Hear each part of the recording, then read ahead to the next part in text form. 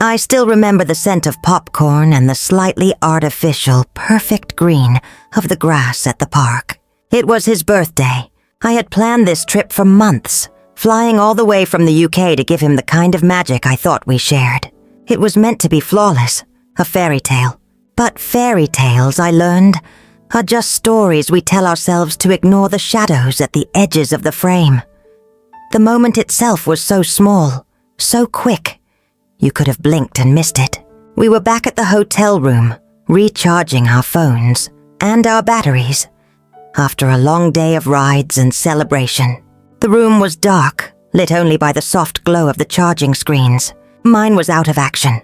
It had been stolen a few days before, so I was effectively phoneless.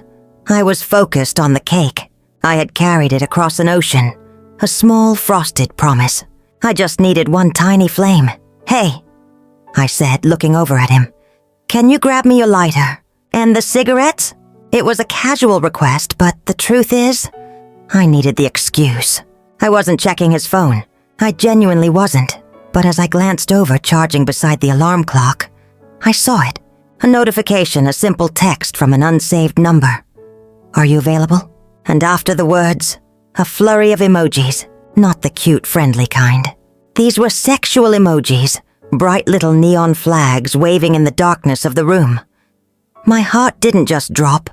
It seemed to stutter, then simply stop beating. Just for a second. I turned away quickly, pretending I hadn't seen a thing. It was his birthday. I had a cake to light. I told myself it was spam, a wrong number, anything but the truth. My gut was already screaming. I lit the cake, walked back out, singing a shaky, too loud, "Happy birthday." I smiled and he smiled back, but his eyes looked distant, guilty, like he was already miles away. We finished the cake, the room quiet again. Then he looked at his phone, a strange, accusatory expression clouding his face. "What is this message?" he asked, his voice flat. He thrust the screen toward me. "Who did you message from my phone?" I was stunned, accused. Me, the one who brought the cake across the Atlantic, the one who just saw a fresh betrayal pop up on his screen. The unfairness of it hit me like a physical blow. We were standing in the happiest place on earth, and he was accusing me of infidelity. That's when the magic died, leaving only the stale scent of melted wax and deceit. I have to go back to the beginning to make sense of that night. When you build your life on a foundation you believe is solid, the moment it starts to crack, the memory of that initial strength is what hurts the most. I met him about 5 years before that birthday. It was a summer barbecue at a mutual friend's house. Everything felt easy that day. The sun was out, the music was good. He was immediately handsome and articulate, the kind of man who commanded attention without demanding it. And I was always a bit rough around the edges, more honest than graceful, more practical than polished. I honestly thought I was defying the odds by being with him. Like this man, he really likes me. He seemed genuinely drawn to my directness, my lack of pretense. He called it my persona, and I ate it up. Who wouldn't? Once we started dating, it was a whirlwind. We couldn't get enough of each other. The time we spent in each other's apartment seemed to fly by. Everything was intense, consuming. We were married 3.5 years later. In theory, we had a good life. I had a contract job that was flexible. It required me to travel occasionally, but when I was home, I could work from our kitchen table. He had a lucrative position, a director of technical sales. He made great money, and we enjoyed a comfortable life. But life has a way of introducing strains. My frequent work trips pulled me away, and his job became increasingly demanding. His hours got later. Our schedules rarely aligned. We were two ships passing in the night, waving across the dark ocean, convinced that just seeing each other was enough to keep us connected. In hindsight, I think those absences created space, a dangerous vacuum that he eventually filled with other things. I had already caught him once. It was a digital slip-up, a woman in a different country. The messages were explicit, sexual. When I confronted him, his defense was immediate. The drink, the drugs. He confessed to getting drunk by himself sometimes, maybe doing a little coke and staying up late. He would do things online he immediately regretted, he said. It was an excuse that was also a confession, a flaw I thought I could manage, a weakness I thought I could forgive, because I loved him, and because I genuinely wanted to believe that the good parts of him were the real parts of him. After the first time, things were tense, but we pressed reset. We committed to moving forward. That's why I planned the Disneyland trip. I desperately wanted to celebrate the good, to remind us of the magic, to prove that our love could still shine brighter than his worst mistakes. But now, staring at that anonymous text with those filthy emojis, I knew the reset button had done nothing. The old habit was still running in the background, consuming all our energy and peace. And then came his reaction. The lie. The accusation. He flipped the script immediately, trying to make me the villain. In the midst of my pain, the absolute audacity of his deflection lit a cold, hard fire in my chest. That's when the whole night devolved. The argument in that hotel room started small. Just a flicker of his anger against my shock. But with the alcohol we'd both had throughout the day, it became a raging fire. He wouldn't drop his accusation. He insisted I must have messaged that number on his phone. Why else would a random person text him that? His logic was insane, fueled by guilt and cheap alcohol. And I was so shook. All I could think was, I took him away for his birthday. I made the effort. I carried the cake. And this is my reward. The betrayal felt double. The infidelity itself, and the cruel, twisting lie he was using to cover it up. The argument got loud. Really loud. It was embarrassing. Two people screaming at each other in a gorgeous hotel room, right near the happiest theme park in the world. The whole scenario was an ugly, drunken parody of a romantic celebration. He just kept digging in, refusing to believe that an anonymous text could appear unless I had engineered it. My frustration eventually boiled over into despair. I needed to talk to someone. My sister. I desperately needed a lifeline, a voice of reason that wasn't his. Fine. I remember saying, my voice tight. I need to call my sister. I'm too upset to talk to you anymore. You go in the bathroom and let me call her, since you won't let me out of your sight with the phone. It was a pretense. I needed the phone and I needed the privacy. I needed to check. After the first time, I told myself I would never check again. That trust was everything. But the sight of that text, combined with his hysterical lie, had vaporized the last shred of trust I had. I locked myself in the bathroom. My hands were shaking so hard it was difficult to navigate the screen. But I went straight to the message logs. I scrolled past the texts from that random number. And I kept scrolling. And then I saw the dates. A specific date several months prior when I was away house-sitting for my parents. I'd been gone for a full week. I wasn't just gone. I was completely unreachable for him. The message thread was long. It wasn't one woman this time. It was several contacts. They weren't women at all. They were transgender escorts. The messages started in the pre-dawn hours, 4 a.m., and continued until mid-morning, 10 a.m. He was asking for prices, for availability, for photos, the kind of explicit transactional communication that makes your stomach turn inside out. I sank onto the bathroom floor, the cool tiles a stark contrast to the burning in my chest. This is real, I thought. This is much, much deeper. This wasn't just a drunk text to a former flirt. This was hours of premeditated seeking. I checked his Uber account. Nothing. No trips out that night. He was still claiming it was all just the drink and drugs. A solitary binge that fueled a dark dive into the worst corners of the internet. A porn addiction, he called it. An impulse for something he didn't really want. Something he didn't want to bring into his real life. He insisted he didn't want to be with a transgender woman. It was a compulsion, a chemical-fueled fantasy. But as I stared at those cold, hard messages on the screen, his excuses felt thinner than ever. They were just words trying to cover a vast, terrifying void. I stayed on the bathroom floor for what felt like an hour. The cool tile was the only honest thing in that entire expensive, magical hotel room. I held his phone. staring at the screen until the words blurred. Transgender escorts, 4 a.m. to 10 a.m. prices, photos. It was all so messed up, so complicated I knew, objectively, that cheating is cheating. It doesn't matter if it's a colleague, an old flame, or someone he met in the darkest corners of the internet. The betrayal was absolute. But what gnawed at me, what truly twisted the knife, was the context he was giving me. He wasn't just a cheater. He was a cheater who claimed he was fundamentally broken. Is he gay? I asked myself, whispering the words into the small, sterile room. He had always been loving, attentive, sexual with me. We had a great intimacy. But this secret world he was exploring, the hours he spent messaging TS women, didn't seem like the behavior of a man who was happy in a heterosexual marriage. He insisted, vehemently, that this was just porn and drug addiction. He said he didn't want to be with a woman like that. He just needed the rush, the escape, the hit of something forbidden that the cocaine and the isolation enabled.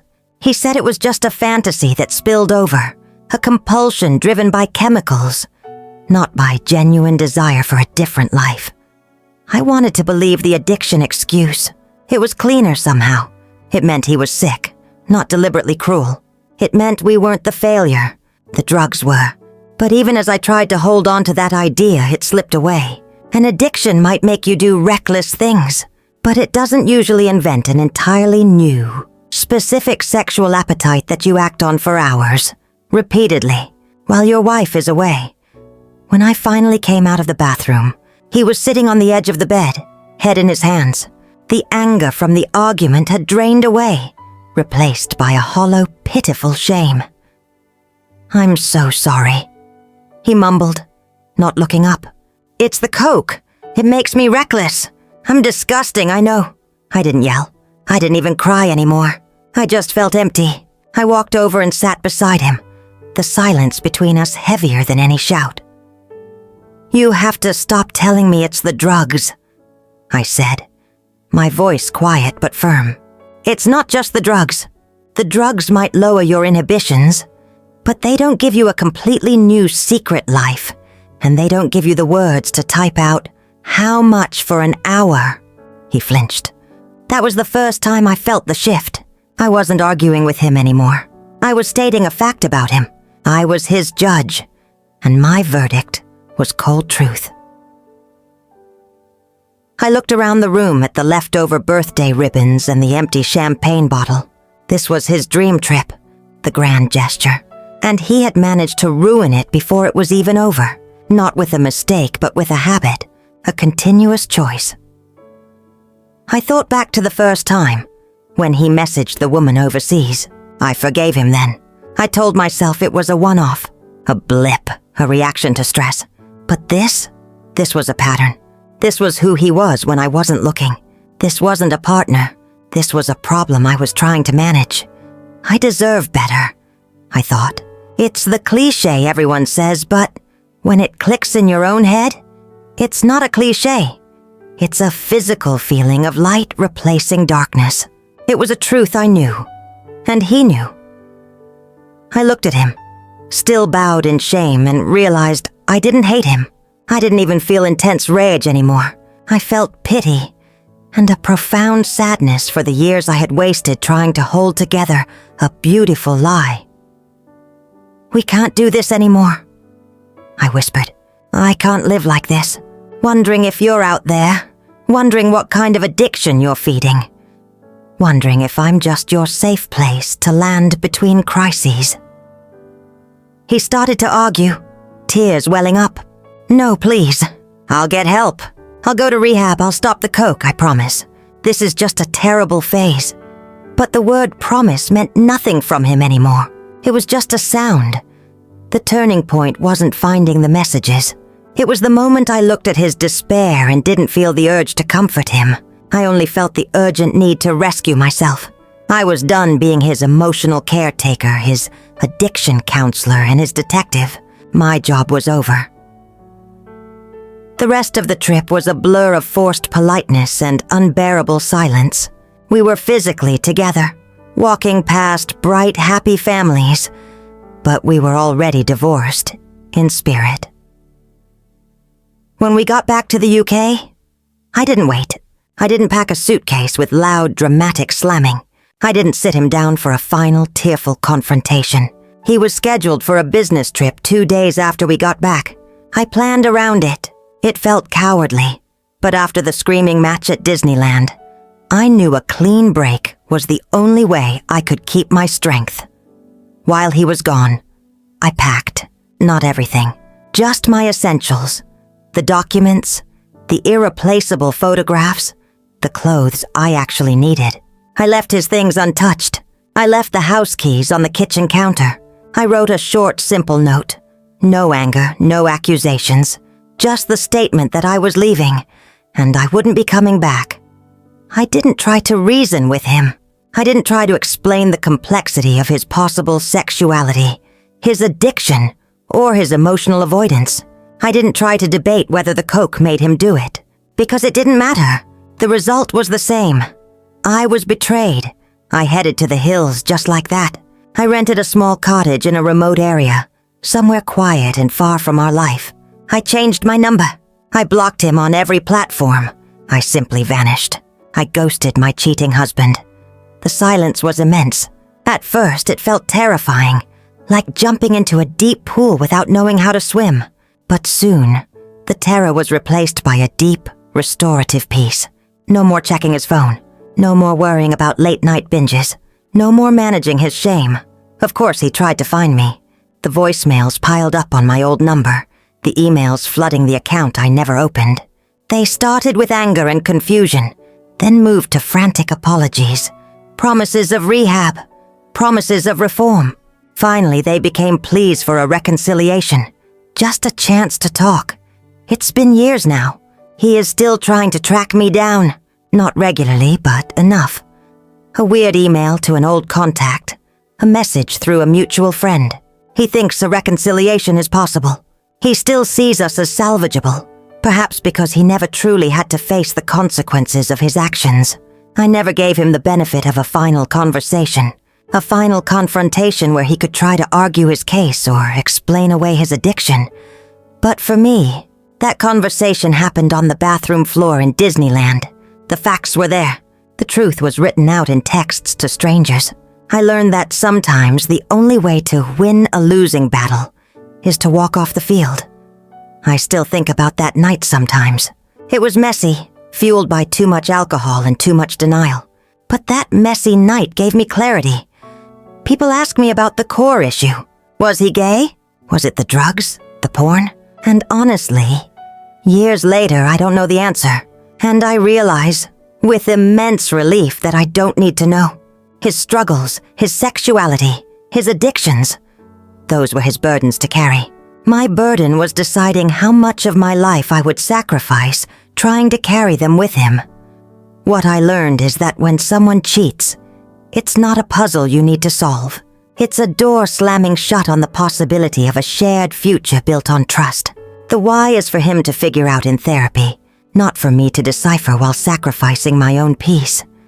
My hope in writing this is for anyone else who feels that familiar sting of betrayal, followed by the exhausting need to rationalize it with addiction, or alcohol, or a phase.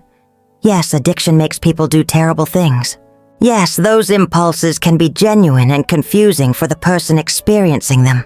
But ultimately, you are not required to set yourself on fire to keep your partner warm while they navigate their personal hell. You are allowed to step away. You are allowed to choose your own sanity. I chose the hills. I chose the silence. And years later, looking back, I know I deserve better. But more importantly, I gave myself better. And that is the strongest, most liberating feeling in the world. Now I ask you, if you were in this situation, what would you do after feeling the deep hurt and confusion from discovering your boyfriend's secretive messages to escorts while he blamed it on alcohol, drugs, and porn addiction? Especially after the painful accusation at Disneyland that turned a special birthday trip into a nightmare. Would you first take a step back to prioritize your emotional well-being and safety, and by creating some immediate space to process everything without the fog of arguments or excuses clouding your judgment, Calmly but firmly end the relationship, recognizing that the repeated infidelity, gaslighting, and lack of accountability have eroded the trust beyond repair, because staying, you would realize, would only prolong the pain, as his promises of change ring hollow without real action, like seeking professional help for his addictions. You'd remind yourself that you deserve a partner who respects you fully, not one who hides behind substances or regrets as justifications for betrayal. Then, you'd lean on my support network, calling your sister or close friends for honest talks, perhaps even joining a therapy session or support group for those affected by infidelity and addiction, to help rebuild your self-esteem and gain perspective. You'd also get tested for any health risks, just to be safe. If his behavior escalates or he refuses to let go, you'd consider blocking him, and if needed, involving authorities for peace of mind. But mainly you'd focus on healing through self-care, like journaling my feelings, exercising, or pursuing hobbies that bring joy, knowing that walking away isn't failure, but a brave step toward a healthier future where love doesn't come with constant doubt and drama. Please share your feeling in the comments. I would love to hear from you. Until next time, goodbye.